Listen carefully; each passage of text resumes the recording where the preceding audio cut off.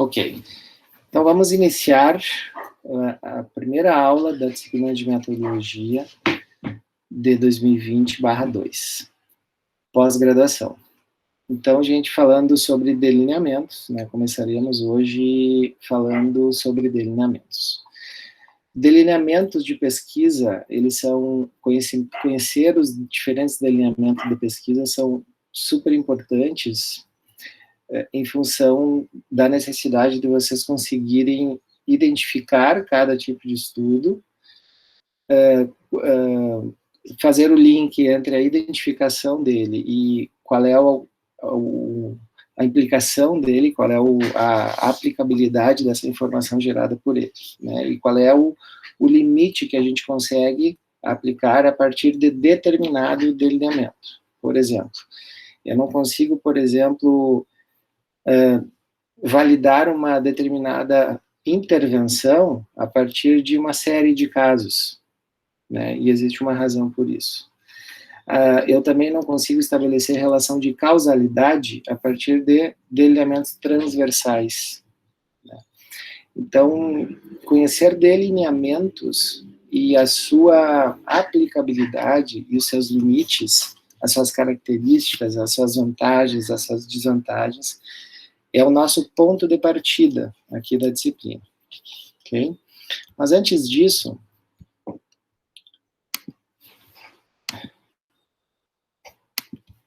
eu vou conversar com vocês sobre os nossos paradigmas de atuação odontológica. Né? O que são paradigmas? São formas de agir, formas de pensar, formas de se posicionar dominantes, né? E quais são os paradigmas que estão enraizados, digamos assim, na prática odontológica, né? 3 principais paradigmas. O mecanismo biológico é a base para a prática clínica. Esse é um dos paradigmas que as pessoas pensam a partir de mecanismos biológicos, né, e de uma forma lógica elas se posicionam, né, a partir de informações que não conseguem trazer essa informação final. Um erro básico na interpretação de pesquisa clínica é tomar os desfechos substitutos como parâmetro de eficácia de um tratamento. O que são parâmetros substitutos, né? Exemplo, na periodontia, nós temos como é que nós avaliamos a progressão de doença periodontal, né? Que é um fenômeno biológico, é um desequilíbrio biológico. Nós avaliamos por progressão de perda da inserção, né? A perda da inserção seria um desfecho substituto, né, como parâmetro de eficácia de um tratamento, quando deveriam ser considerados apenas como fatores preditivos auxiliares na tomada de decisão clínica. Os estudos devem avaliar desfechos que sejam clinicamente relevantes, ou seja, que demonstrem real benefício ao paciente. Então, muito se pensa ou por meio de desfechos substitutos, ou por meio de mecanismos biológicos. E aí existe um raciocínio, né, uma dualidade, uma dicotomia entre o que seria um raciocínio indutivo ou um raciocínio dedutivo, né? E um deles está imerso no método científico, o outro não, né? Vou colocar aqui algumas premissas, né, algumas asserções. A vitamina C aumenta a produção de leucócitos. Essa é uma asserção. Outra asserção: leucócitos são células importantes para a defesa. Terceira asserção: maior número de leucócitos proporcionarão uma melhor defesa contra infecções, né? Então eu coloco 3 premissas, né, e em cima da interpretação do que parece ser lógico, eu posso concluir que indivíduos que usam vitamina C apresentarão menos infecções, né, através desse raciocínio. E esse raciocínio é um raciocínio dedutivo, né, que eu considero os fins, né, a partir de interpretações do seu meio. Já o raciocínio indutivo, ele pode ser verdadeiro, mas ele também pode ser falso. E eu tenho que testar ele através de hipóteses. Eu tenho que formular minhas hipóteses e eu tenho que usar métodos científicos validados para responder essas hipóteses, né? Os métodos científicos validados, eles passam por nós escolhermos um delineamento adequado, né, para testar essas hipóteses. Então, o método científico, ele apresenta um raciocínio indutivo. Eu só posso concluir que vitamina C diminui riscos de infecções se eu avaliar em um grupo de pacientes o risco à infecção em pacientes que usavam vitamina C, comparados a pacientes que não usavam vitamina C, de forma que esses pacientes tenham sido randomizados para um grupo. Quando eu estou pensando em verificar o efeito de uma intervenção, nesse caso vitamina C, eu preciso testar isso por meio de um ensaio clínico randomizado. Agora, se eu testar essa hipótese por meio de estudos observacionais, eu não vou ter o mesmo valor científico, né? Isso passa pelo raciocínio de delineamentos e suas limitações. Então, aqui, fazendo uma interpretação do que eu acabei de dizer, que nós nos valemos muitas vezes de desfechos substitutos para decidirmos condutas clínicas. Quando eu falo de resina composta, eu posso ter estudos com propriedades avaliando, por exemplo, a quantidade de carga de uma resina composta, né? Eu posso ter essas diferentes resinas com diferentes cargas, quantidades de cargas, com propriedades mecânicas testadas e comparadas, né? E ser concluído que uma resina apresenta propriedades mecânicas melhores. Entretanto, será que o desempenho clínico de ambas ou das que estão sendo comparadas, ele é o mesmo? Quanto tempo de acompanhamento eu tenho para avaliar esse tipo de informação? Eu tenho que ter, né, quanto tempo que é importante para se manifestar o desfecho que eu estou avaliando? Quais desfechos eu vou avaliar para responder de uma forma mais assertiva a informação, se vale a pena trocar de resina composta a todo momento em cima de estudos que só avaliam propriedades mecânicas. Quando eu falo de um irrigante endodôntico, por exemplo, né, eu posso ter as propriedades antimicrobianas desse irrigante, desse material avaliado, né, eu faço testes microbiológicos avaliando a eficácia antimicrobiana.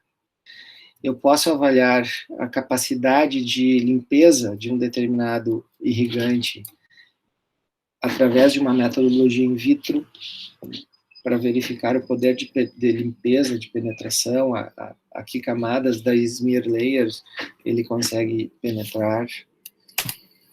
Eu consigo também, e eu preciso também saber se esse irrigador ele vai ter um desempenho clínico diferente do que eu uso normalmente, né, para diferentes situações clínicas, NECRO 1, NECRO 2, se ele é de fácil manuseio. Então, são desfechos que são mais importantes que os anteriores. E nós precisamos desses desfechos para nós conseguirmos ter informações melhores para a nossa prática clínica. Quando eu falo aqui de pinos odontológicos, pinos intracanais, né, eu posso ter evidências de propriedades mecânicas testadas, resistência à fratura, padrão de fratura. Eu posso, mas isso quer dizer que o desempenho clínico desses diferentes tipos de retentores intrarradiculares, eles são diferentes? Né? Quanto tempo que eu tenho de avaliação desses estudos? Uma área que tem muita evidência, né? E muito estudo em cima de propriedades mecânicas de implantes, né? Ou implantes com diferentes tipos de tratamentos de superfície. Eu posso, então, avaliar se esses implantes têm potencial de osseointegração melhor, né, através de estudos em que eu teste as propriedades mecânicas, então, tempo de osseointegração, estudos em animais, modelos animais, avaliar o percentual de osseointegração ao redor do implante, né. Eu posso também fazer estudos em culturas de células, né. Todas essas informações são desfechos substitutos, né. O que seria um desfecho clínico mais relevante, mais importante, né? Será que esses diferentes implantes, ao longo do tempo, eles têm um desempenho clínico melhor? Eles se comportam de uma forma diferente ao longo do tempo?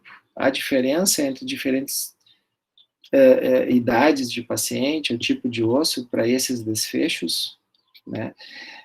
Quando eu penso por exemplo, fazer um implante da marca Neodente ou um implante da marca Straumann, que eles têm implantes que são bem mais onerosos do que outro. Um deles é bem mais oneroso do que outro. Será que nós temos informação suficiente comparando esses dois implantes para responder essas questões?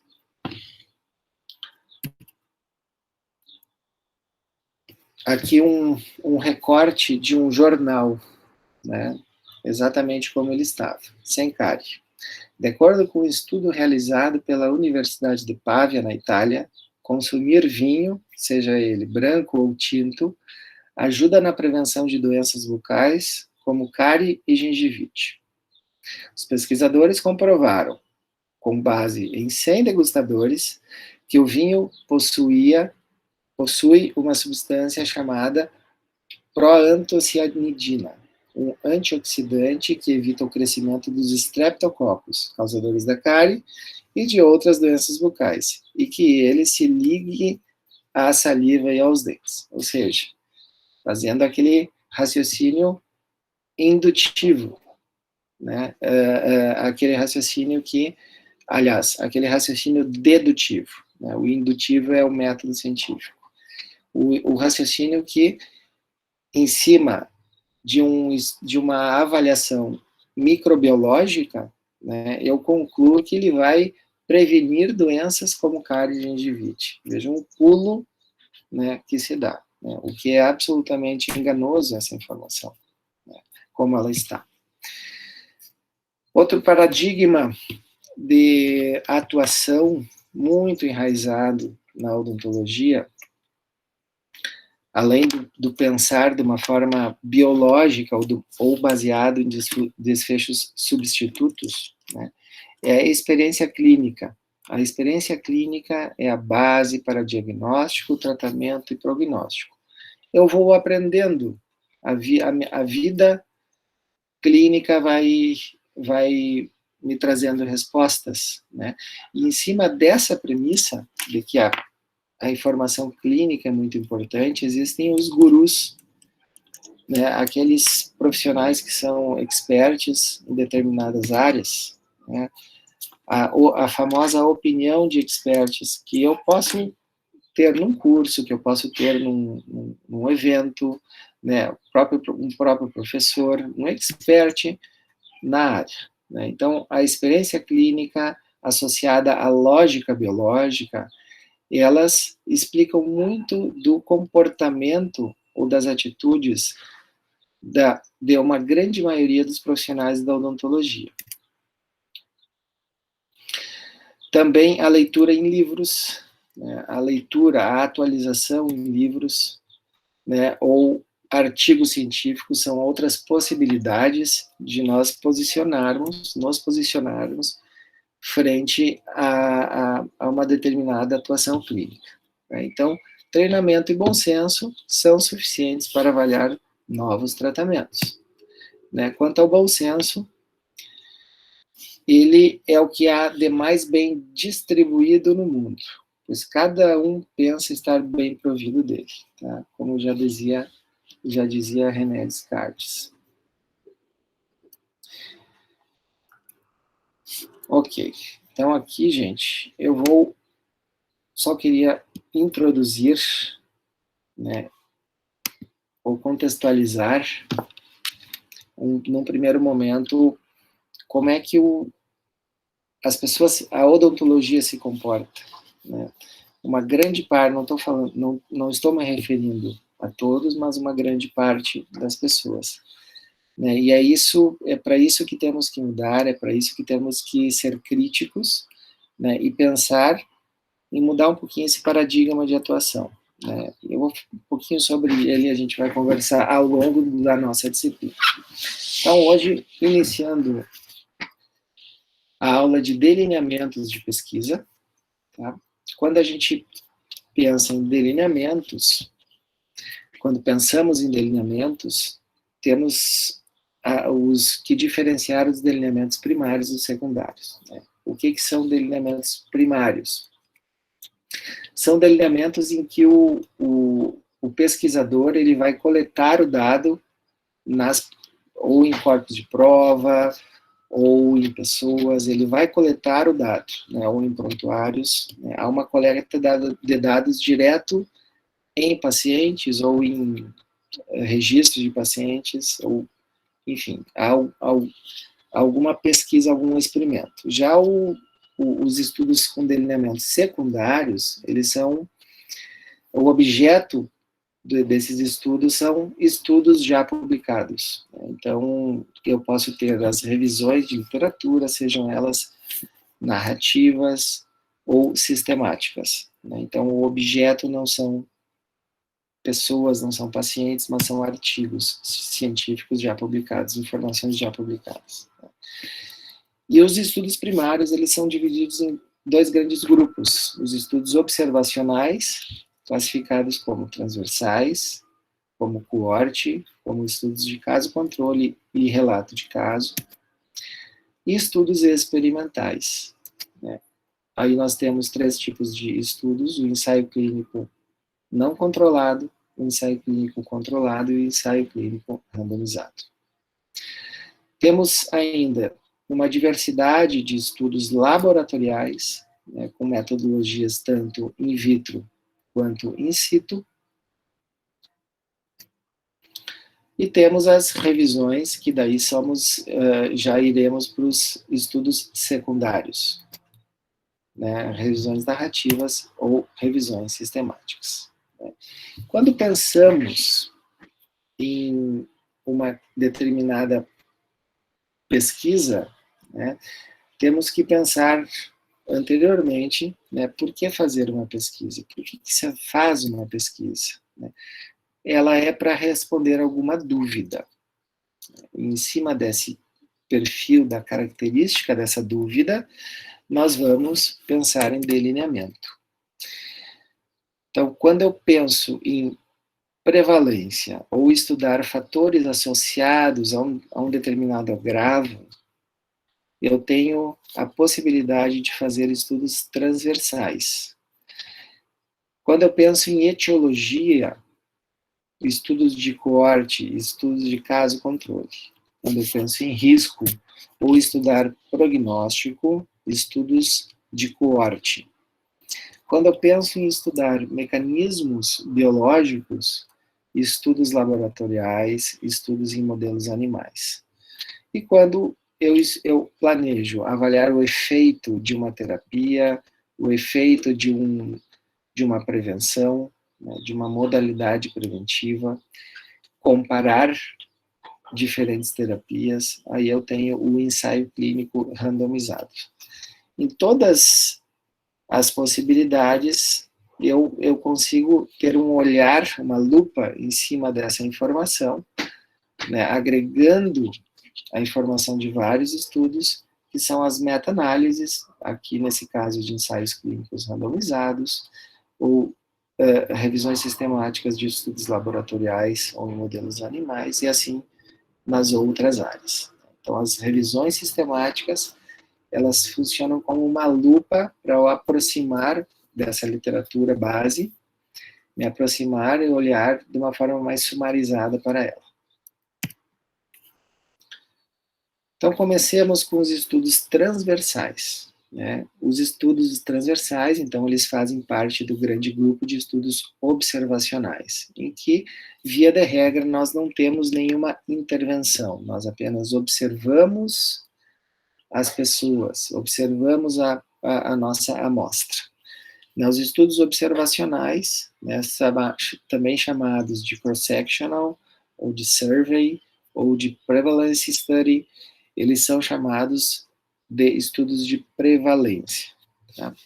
Então, o objetivo de um estudo de prevalência, ele é descrever uma determinada prevalência, né? Podemos ter estudos que apenas descrevem, né, determinada ocorrência de um determinado agravo, né, de uma prevalência, ou estudar associações. Então, além de apresentar dados descritivos, fazer associações, testar associações a partir de hipóteses previamente realizadas. Então, o desenho do nosso estudo transversal, a partir de uma determinada população, eu retiro uma amostra desta população, eu terei indivíduos expostos e indivíduos não expostos a um determinado agravo, a uma determinada exposição, né, expostos a uma determinada exposição e não expostos a ela, e eu vou avaliar nesses indivíduos quantos que têm um determinado desfecho, que apresentam um determinado desfecho, e quantos que não o apresentam.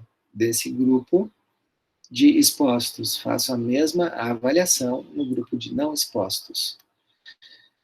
E quando eu estudo associações, eu normalmente faço uma medida que é a razão de prevalência, que é a prevalência do desfecho sobre os expostos, dividido pela prevalência do desfecho sobre os não expostos.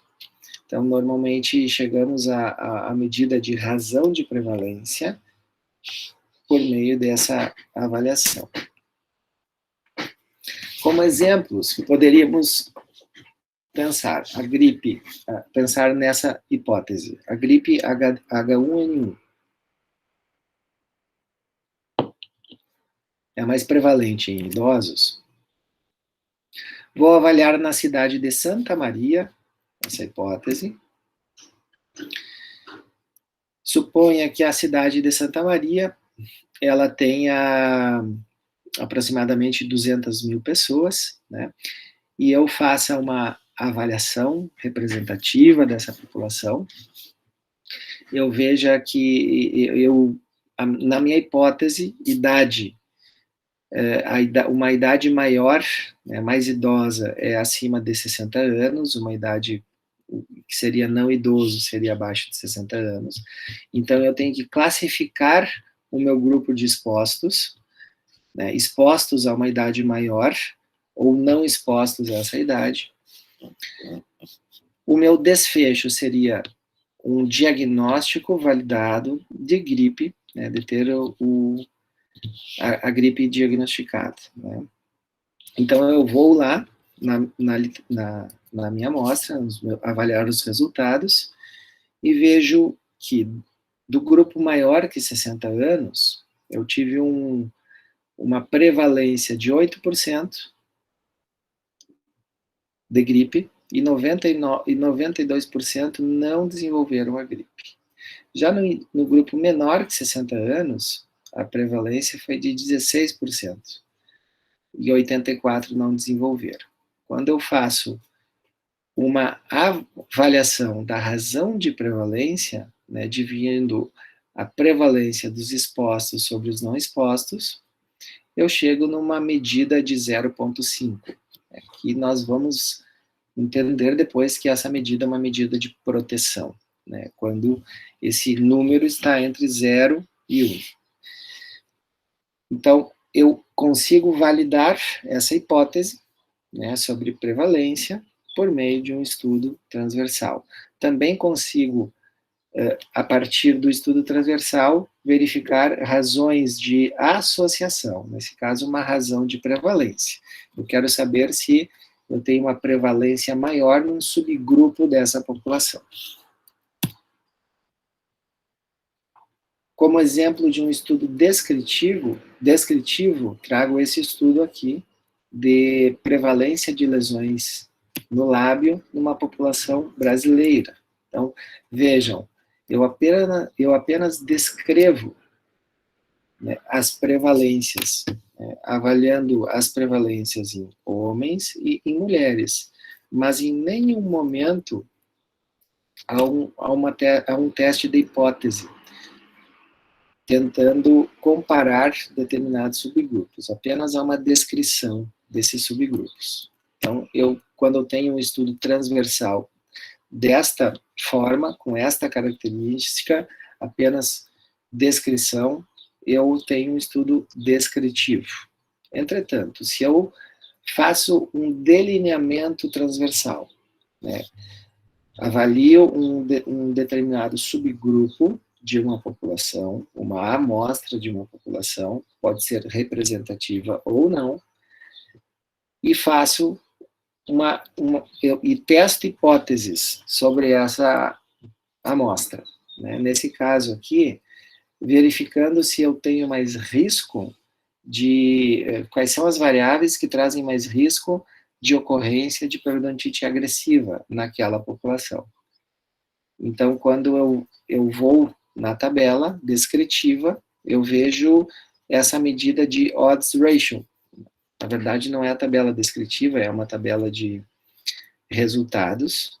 Né? Então, eu tenho um odds ratio e tenho um intervalo de confiança comparando determinados segmentos, determinados subgrupos da população. Né? O estudo transversal, ele tem muito dessa característica. Né? Entretanto, por exemplo, né, essa população aqui, nesta população, fumar de uma forma moderada ou pesada aumentou o risco de ocorrência de periodontite em 3,1, comparado aos não fumantes. Isso quer dizer que eu posso afirmar, a partir desse estudo, que o fumo é fator de risco? Não posso. Não posso afirmar a partir de um estudo transversal. Então, essa é a limitação do estudo transversal, né? Porque eu tenho o viés de causalidade reversa, como o meu preditor e o meu desfecho, eles são avaliados simultaneamente, eu não sei o que veio antes. Será que a periodontite veio antes deles começarem a fumar, ou será que o fumo começou antes da periodontite? Então, eu não consigo estabelecer essa relação de temporalidade, e por isso que o estudo transversal tem essa grande limitação.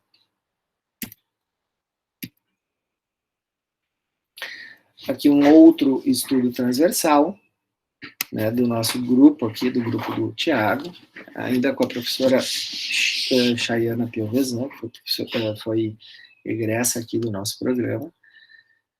Então, o impacto dos fatores socioeconômicos e clínicos na qualidade de vida relacionada à saúde bucal de crianças.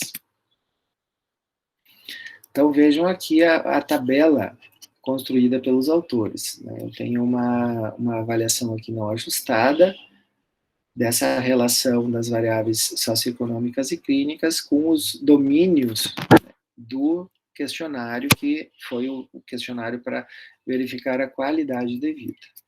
Então, quando vamos aqui na tabela, conseguimos verificar que, por exemplo, dentro do conjunto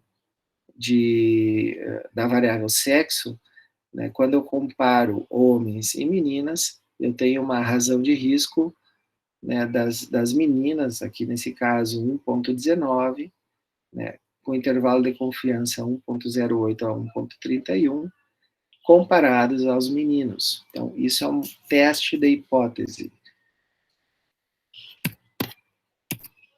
E aí vai. E aí nós temos várias hipóteses testadas, né, no modelo não ajustado, depois no modelo ajustado, né, trauma dental, cavidade de cárie, com sim ou não, né, se tem diferença, né, de qualidade de vida quando eu avalio esses diferentes subgrupos.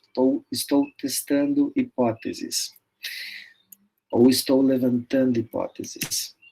Então, são estudos analíticos, estudos transversais analíticos.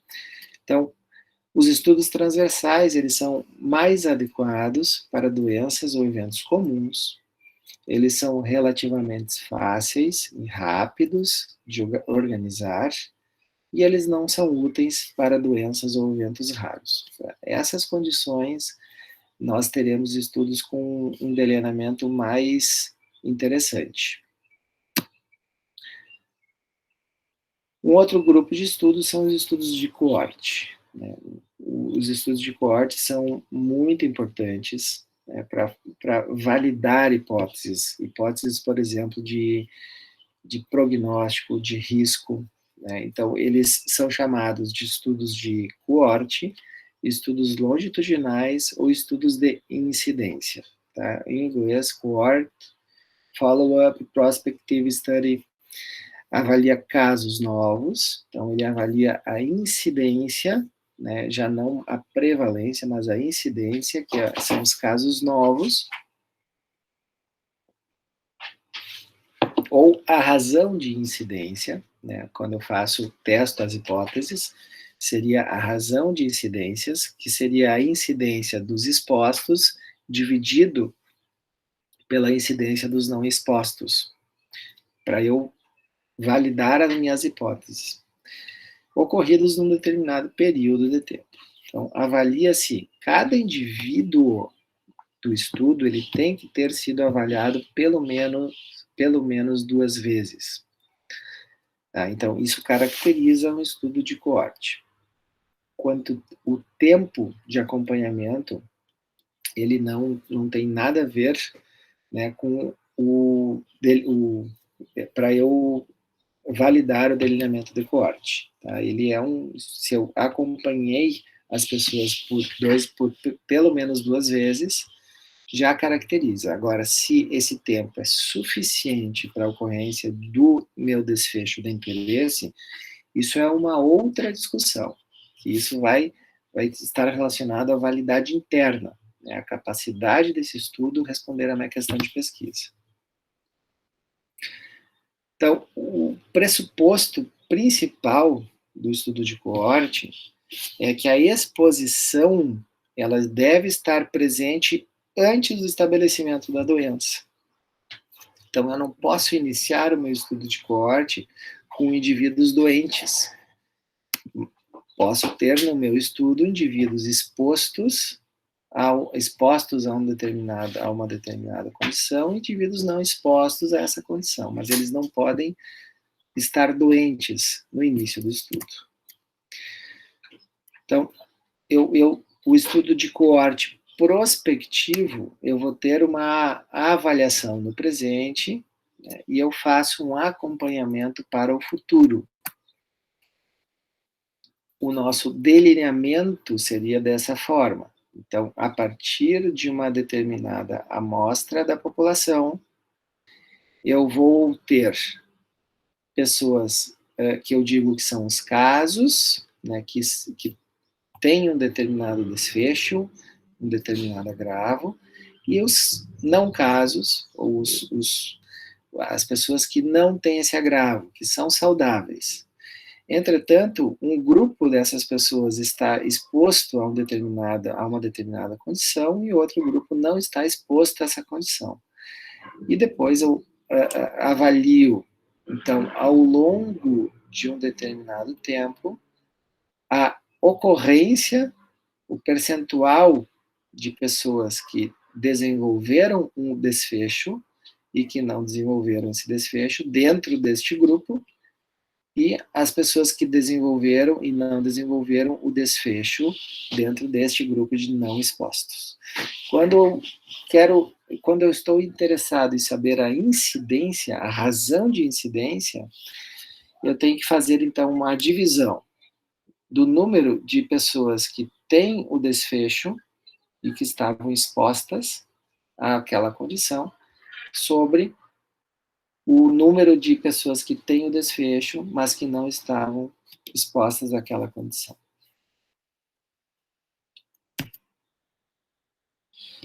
O colesterol elevado é fator de risco para infarto do miocárdio? Essa seria a minha questão de pesquisa, e meu teste de hipóteses ele vai ser estruturado a partir dessa pergunta. Então, a minha questão de pesquisa, eu quero verificar se a exposição a um determinado risco, né, e eu vou chamar aqui de exposição positiva, seria colesterol acima de 200. E uma exposição negativa, ou seja, a pessoa não está exposta a um colesterol alto, seria esse ponto de corte de menor que 200. O meu desfecho de interesse seria infarto do miocárdio. Então, parto de uma subamostra, um subgrupo de uma determinada amostra, né, de pessoas que não têm o desfecho, elas são não casos, aqui simulando 1.000 pessoas. Né? Então, dessas 1.000 pessoas, 550 pessoas são expostas a colesterol alto, acima de 200, e 450 não são expostas.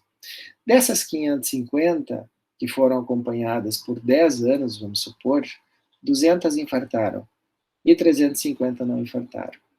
Mesma coisa aconteceu com esses 450. Desses 450, 50 infartaram e 400 não infartaram. Quando eu faço a divisão de 200 dividido por 50, né, que é a incidência nos expostos divididos pela incidência nos não expostos, eu vou ter um resultado de 4, ou seja, eu apresentar colesterol elevado aumentou em 4 vezes o risco desse tipo de agravo, né, nesse caso, infarto. Também posso ter a seguinte característica, o delineamento estruturado com essa característica. Vamos supor que eu tenho pacientes que tiveram histórico de câncer oral, né, foram expostos lá no tratamento a diferentes radioterápicos e após um período de tempo colocaram implantes. Então, eu posso, como pesquisador, partir desse baseline, né, em que o meu baseline seria os implantes aqui em 100% de, digamos, saúde. Os implantes aqui, ósseo integrados. 100% ósseo integrados é o meu baseline. E depois eu acompanho, ao longo do tempo, comprometimento com a ósseo integração, ou seja, aquele implante que teve falha de ósseo integração. Eu quero testar o que com essa hipótese? Eu quero testar se a exposição prévia a um determinado tipo de esquema radioterápico, ele teve um risco diferente para comprometer essa óssea integração. Vejam vocês que, de certa forma, eu tive uma intervenção, né? eu tenho uma intervenção aqui, que é a colocação de implantes, que é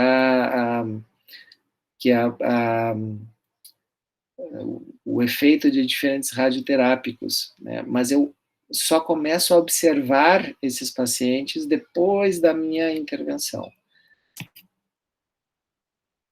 Então, uma avaliação clínica de implantes em pacientes que foram irradiados por câncer.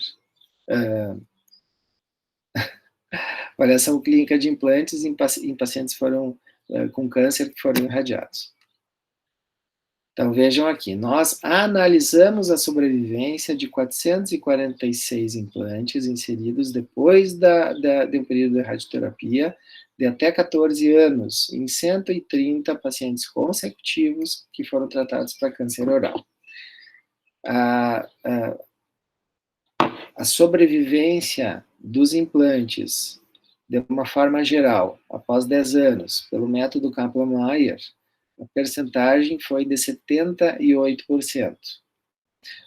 Então, vejam, aqui é o teste da hipótese que eles fizeram. Eles fizeram uma hipótese, testaram a hipótese de que se a exposição à radioterapia menor que 50 grays, ou maior ou igual a 50 grays, ela influenciou no período, na falha desses implantes, no sucesso desses implantes. Então, um estudo prospectivo, tá? Ele avalia incidência. Um estudo prospectivo, ele me dá respostas de incidência. Então, estudos de coorte estimam o efeito dose-resposta. O que seria um efeito dose-resposta? Eu consigo observar se quanto maior a dose de exposição, maior foi a minha resposta de desfecho. Nesse exemplo que eu trabalhei de colesterol, né, seria dentro do subgrupo com colesterol alto, eu criar um outro subgrupo. Suponham pessoas de 200 a 350. Já um outro grupo de 350 a 500. E um terceiro acima de 500. Né? Vamos supor que eu observasse que, comparados a menor exposição, então, quanto menos colesterol, ou quanto mais colesterol, mais risco de infarto, aí eu tenho, então, a validação de um efeito dose-resposta. E tenho que avaliar isso ao longo do tempo. Então, por meio de um estudo coorte, que eu avalie prospectivamente esses pacientes. Né? É a melhor forma de avaliarmos efeito dose-resposta. Tenho como desvantagens, né, no estudo de coorte, as perdas de acompanhamento, porque à medida que o estudo vai sendo conduzido, eu vou perdendo o acompanhamento das pessoas, essa é uma tendência natural, é difícil acompanhar as pessoas. Todo estudo longitudinal ele tem perdas de acompanhamento. É, né? Muito difícil não ter perdas de acompanhamento, principalmente se o período de acompanhamento vai ficando mais longo, porque as pessoas vão mudando de cidade, ou vão tendo desinteresse em participar da pesquisa, ou vão morrendo. Eles são demorados, então, eles são muito mais caros, e não são indicados para doenças raras. Temos um delineamento mais apropriado para isso. Por quê? Porque essas doenças raras, elas apresentam uma prevalência muito pequena na população. Então, fica muito difícil eu conseguir encontrar esses indivíduos em amostragens representativas. É mais difícil encontrar. Um outro tipo de estudo, coorte, também nesse esquema de avaliar a intervenção, o baseline após a aplicação da intervenção, né, a sobrevivência de restaurações de classe 5 na prática dental. Parte 3, sobrevivência depois de 5 anos. Então, eles fizeram as descrições do que aconteceu e testaram algumas hipóteses.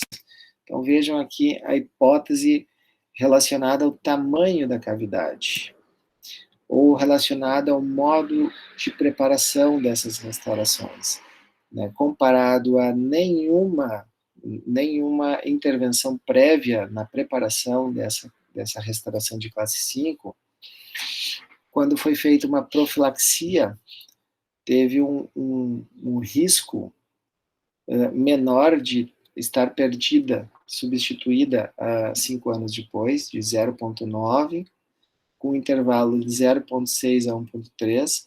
Então, vejam que não teve diferença aqui, porque o intervalo de confiança passa pela linha central. E quando foi feito um preparo por alguma broca rotatória, né, para remover aquela camada prismática, aí eu tive uma proteção de 55%, né, uma medida de efeito de 0,45, intervalo 0,33 a 0,62. Então, foi significativo.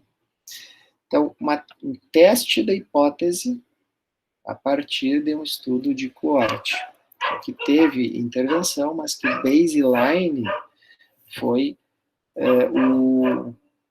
foi conduzido a partir das restaurações, a partir da colocação das restaurações.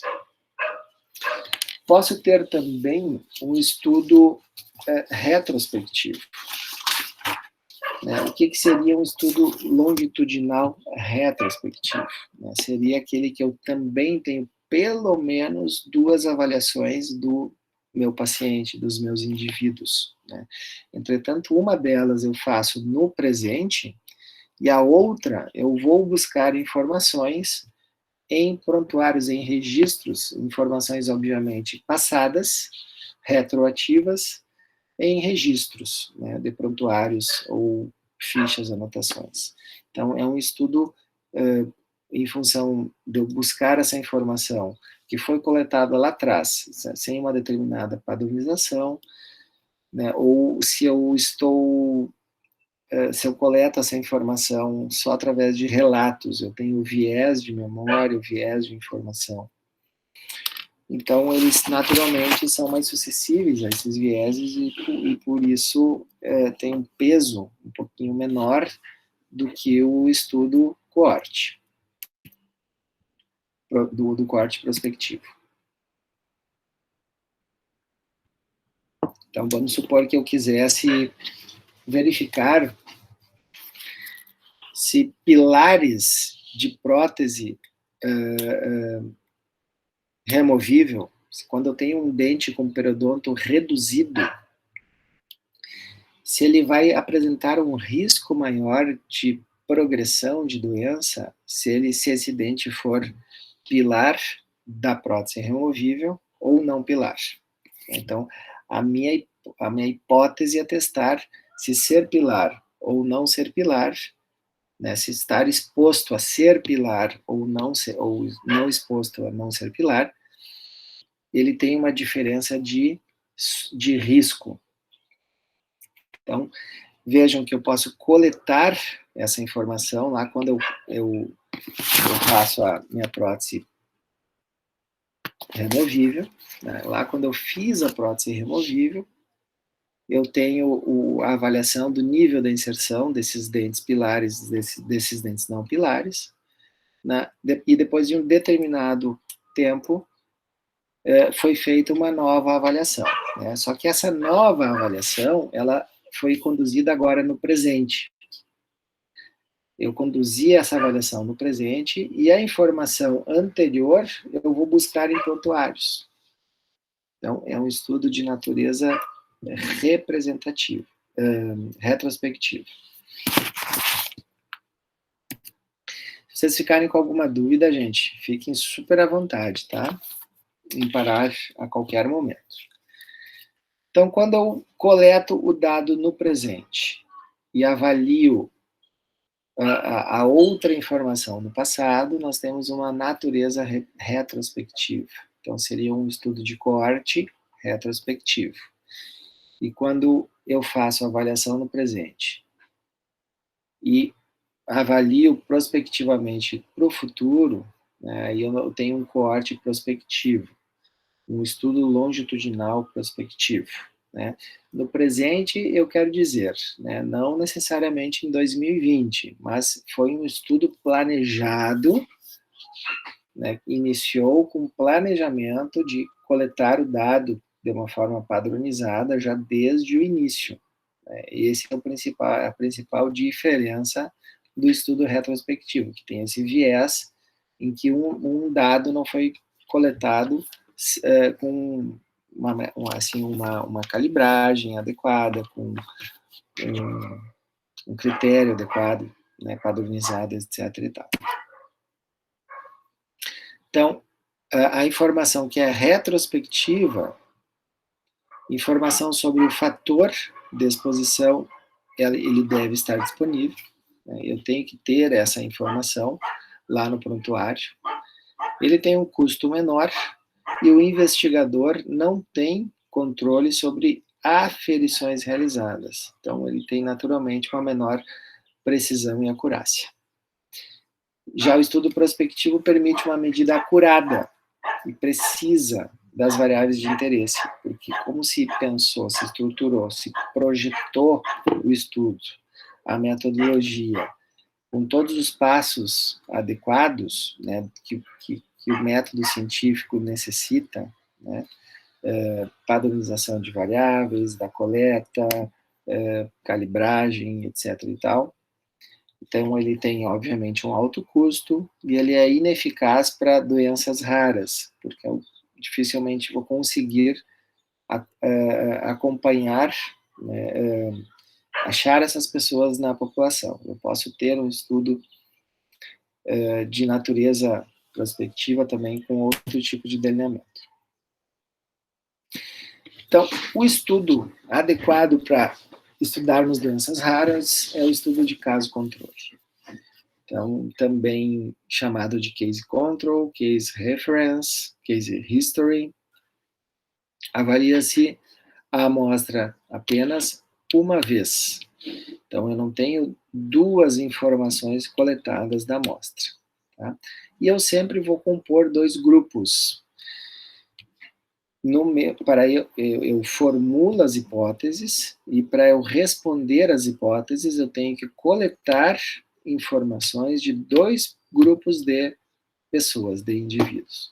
Um grupo chamado grupo caso, tá? Que são casos, que são, em outras palavras, pessoas que têm o desfecho de interesse.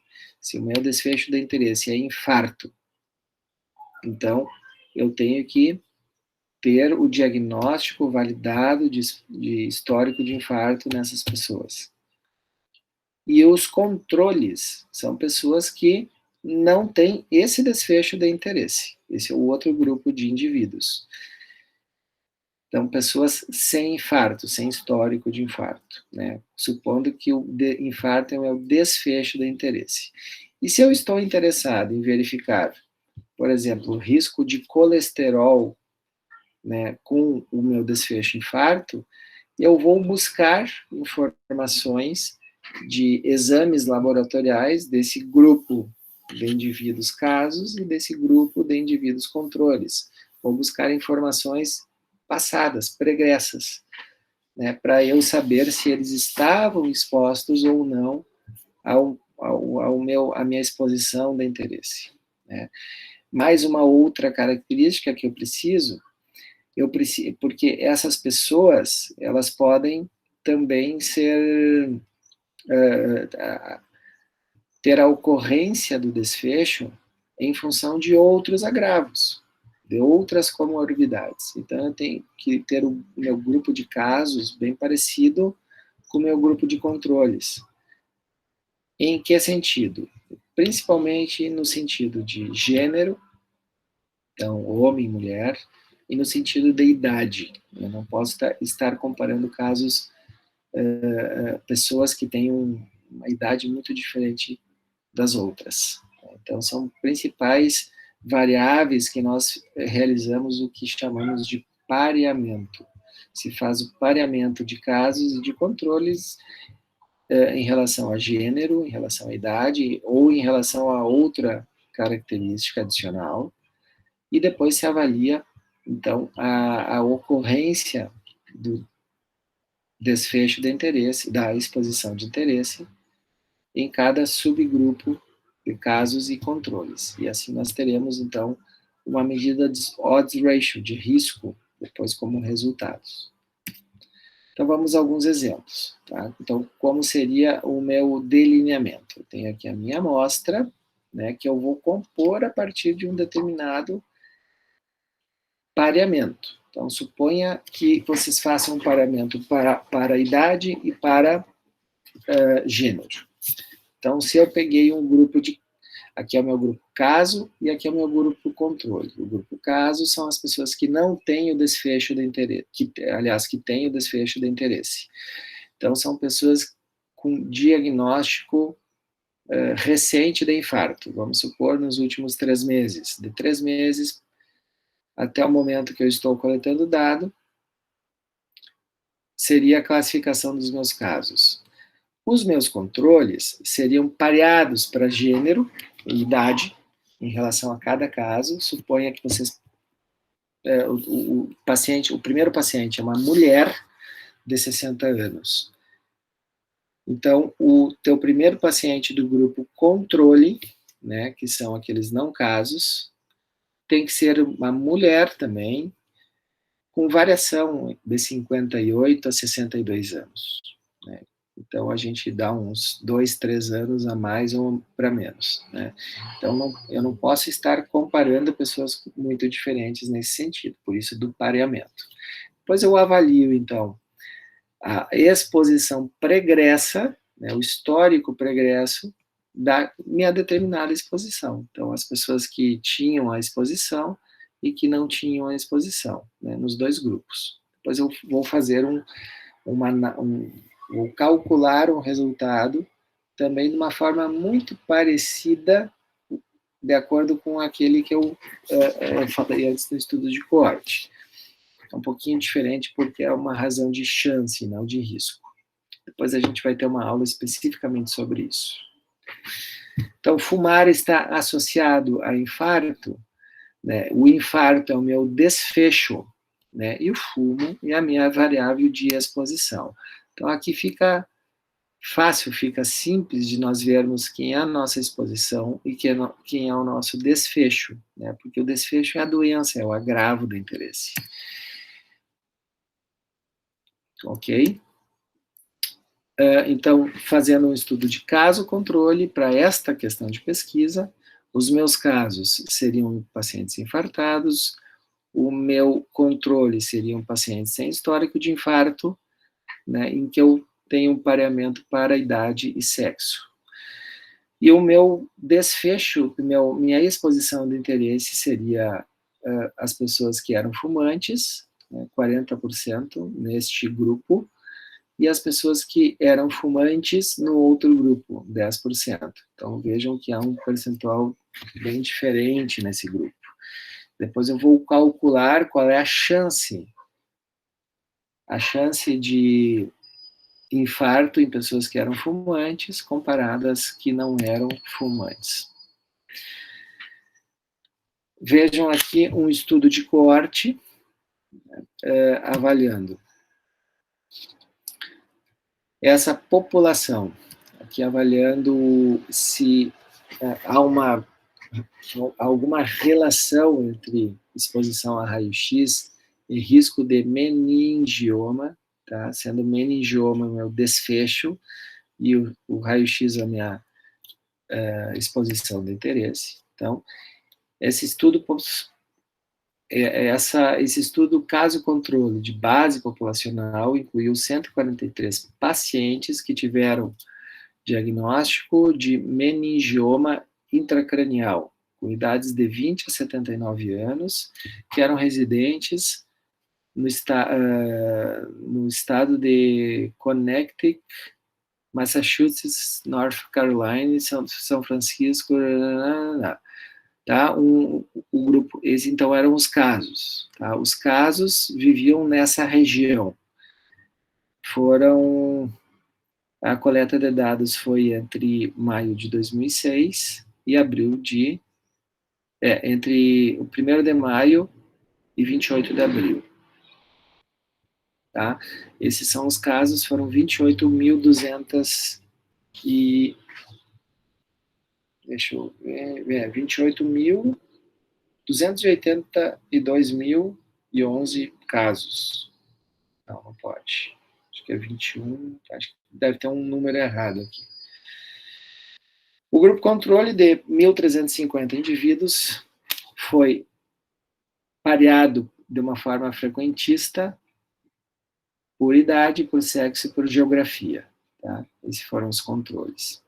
Depois eles fizeram, então, uma medida de odds ratio em relação a casos comparados a controles. Ok? Então, vejam que os casos eram os pacientes que tinham o diagnóstico histórico daquele meningioma, e os controles eram os pacientes que não tinham esse histórico e que eram pareados para aquelas características. Depois eles fizeram radiografias, né, para avaliar. Depois eles verificaram a exposição prévia a raio-x que cada indivíduo de cada subgrupo foi exposto ao longo da vida. Né, e no final eles levantaram essa possibilidade de que a exposição a raio-x estaria mais associada a esse tipo de câncer, porque foi positivo, deu uma medida de risco. Então, a seleção de controle, se não for criteriosa, pode resultar em controles com características muito diferentes que os casos. Então, esse é uma grande limitação, né, é uma possibilidade importante de viés do estudo de caso-controle, né, a composição do meu grupo de controles. Né, esses controles, idealmente, eles têm que ter sido retirados do mesmo local, do mesmo cenário do que o grupo de casos, da mesma população. Né? Então, se o meu grupo de casos, eles são pessoas de base hospitalar, o meu grupo controle também deveria ser ali. Né?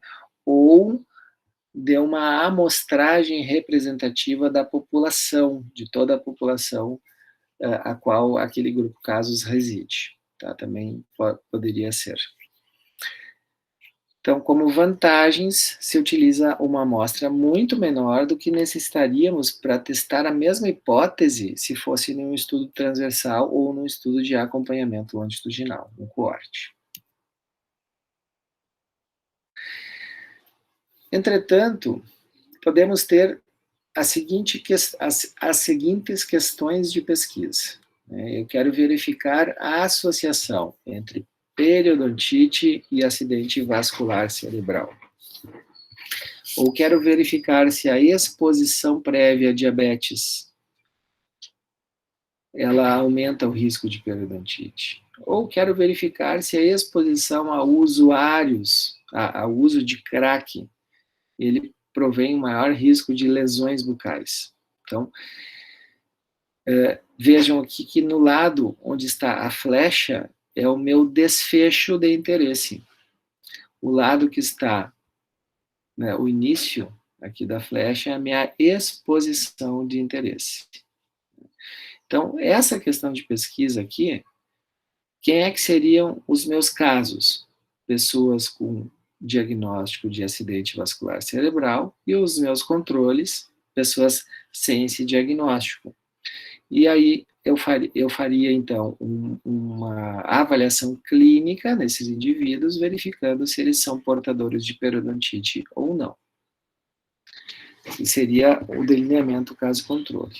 Aqui, como é que seria o meu grupo de casos? Seriam pessoas com periodontite, e o meu grupo de controle seriam pessoas sem periodontite. E veria, então, nessas pessoas, o histórico de diabetes.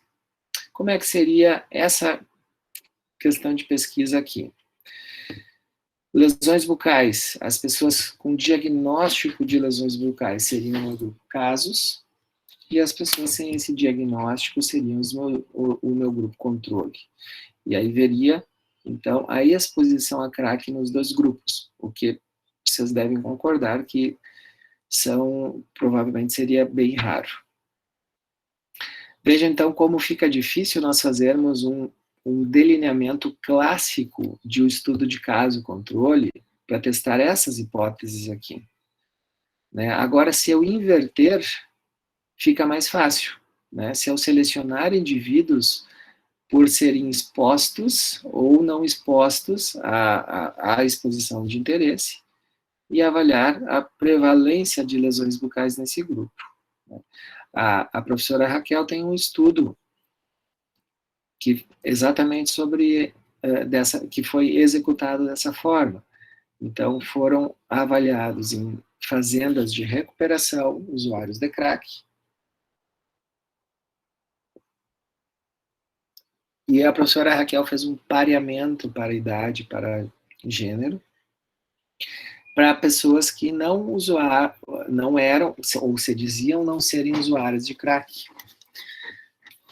E avaliou a cavidade bucal desses dois grupos de pacientes, né, para verificar se havia uma prevalência diferente de lesões bucais nesses dois subgrupos. Né? Então, esse estudo não foi um estudo com a ordem clássica do estudo de caso-controle, porque foi invertido aqui. Então, ela classificou o estudo, e ele assim está publicado, como um estudo transversal com grupo controle.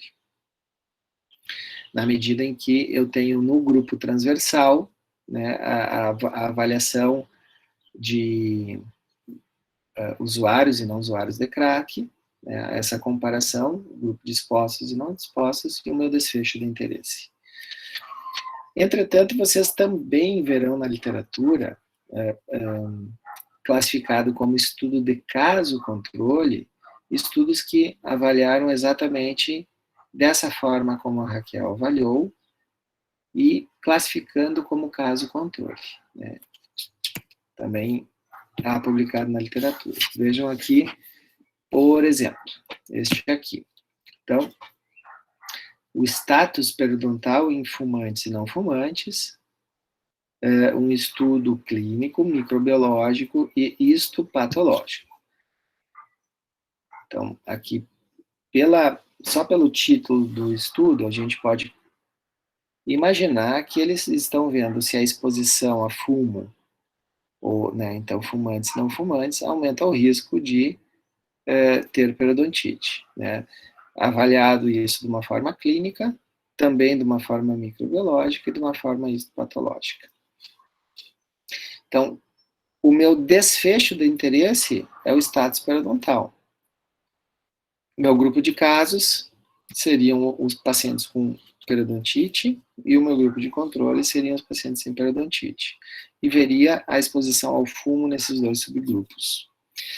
Vejam como é que eles classificaram. O estudo caso-controle foi feito para verificar a influência do fumo em parâmetros clínicos, microbiológicos e histopatológicos. Métodos. 200 homens dentados, sem fumantes e sem não fumantes, entre 25 e 50 anos, foram convidados para o estudo, colocados no estudo. Os parâmetros periodontais foram avaliados. Parâmetros de placa foram coletados através da análise microbiológica do teste BANA. As biópsias gengivais foram obtidas de cada sítio que avaliou as mudanças histopatológicas. E depois vem os resultados. Então, um grupo de casos foi os sem fumantes e o outro grupo de controles foi os sem não fumantes. Então, vejam que eles chamaram esse estudo de caso-controle. Tá? Pelo certo, seria um estudo transversal com grupo controle.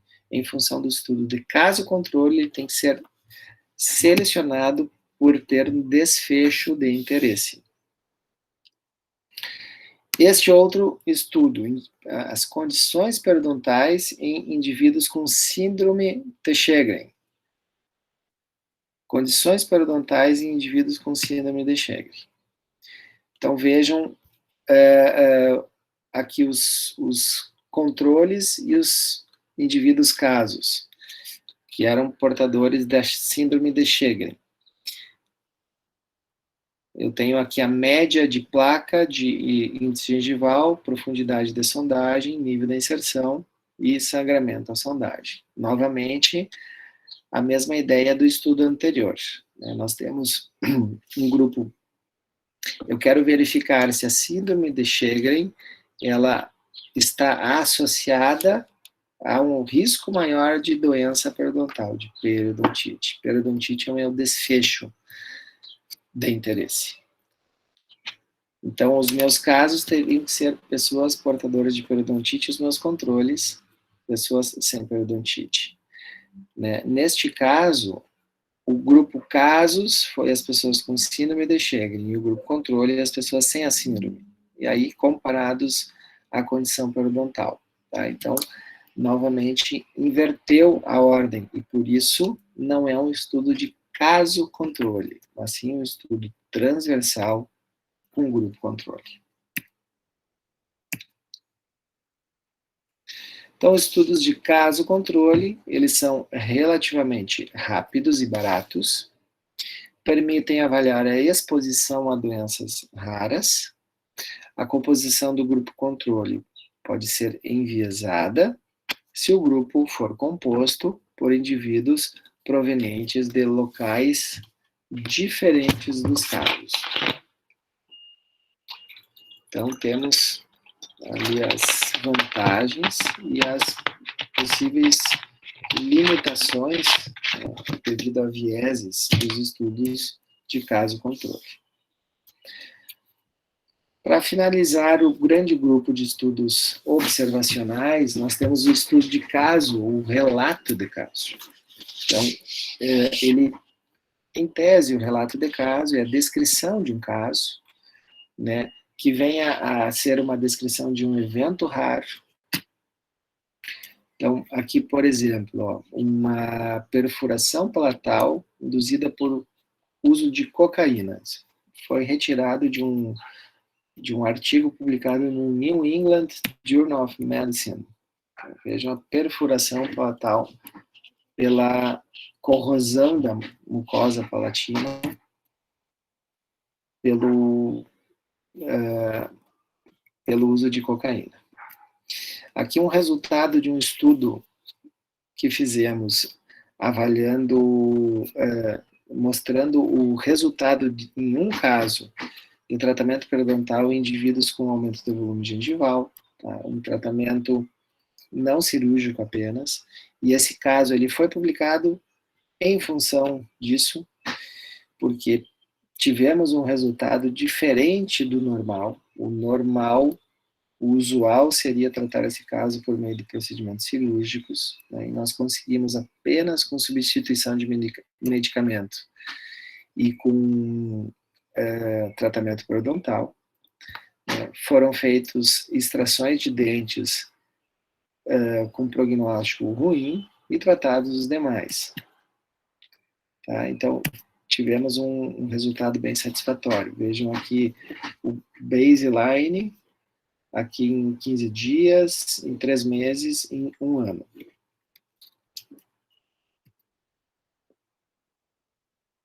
Posso ter um relato de caso de uma técnica detalhadamente descrita. Então, o relato de caso ele também é muito utilizado e muito útil para este tipo de informação, quando eu quero aprender ou revisar, ou, enfim, uma determinada técnica cirúrgica ou técnica restauradora, uma determinada técnica de aplicação de algum produto, enfim. Então, aqui, este artigo, ele tinha uma sequência de 34 fotos, belíssimas, né, padronizadas, lindo, artigo lindo, né. Qual é a validade científica dele? Pequena porque é apenas um estudo observacional, um relato de caso, né, que está testando uma intervenção, nesse caso, fechamento de diastemas.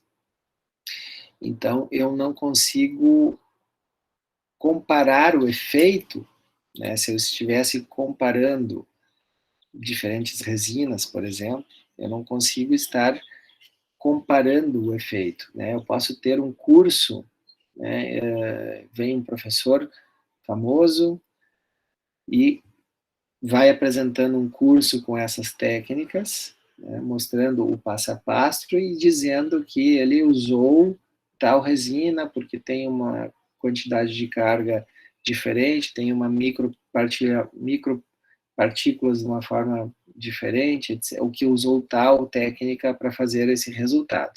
E, de fato, é um resultado belíssimo, né? Isso quer dizer que esse protocolo que ele usou é o melhor protocolo, né? Essa resina utilizada, ou essa técnica, enfim, é o melhor que se tem a fazer para esse tipo de solução, né? Eu não consigo responder essa hipótese por meio de um estudo de relato de caso. Então, fazendo uma revisão dos estudos observacionais, quantas avaliações foram feitas? Se eu fiz apenas uma avaliação nos pacientes, nos indivíduos, o estudo transversal ou o estudo de caso controle. E se eu tenho pelo menos duas avaliações, estudo de coorte ou relato de caso. Posso ter relato de caso também, né, com mais de uma avaliação, com uma avaliação longitudinal, né, fotos de meses, de anos, enfim, posso ter também, tá? Só que aí o desenho do estudo vai ser completamente diferente. Bom, gente, paramos aqui, tá? Nessa parte, porque aqui já entrariam os estudos de intervenção. Então, aqui é um grande grupo de estudos e eu não quero iniciar e parar pela metade, quero iniciar e finalizar, tá? Então, finalizamos essa parte de delineamentos na semana que vem, né, avaliando os estudos que testam, que avaliam o efeito de uma intervenção, ou um determinado efeito, ou um determinado impacto.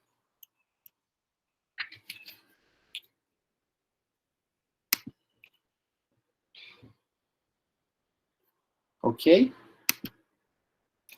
Todo mundo aí ainda?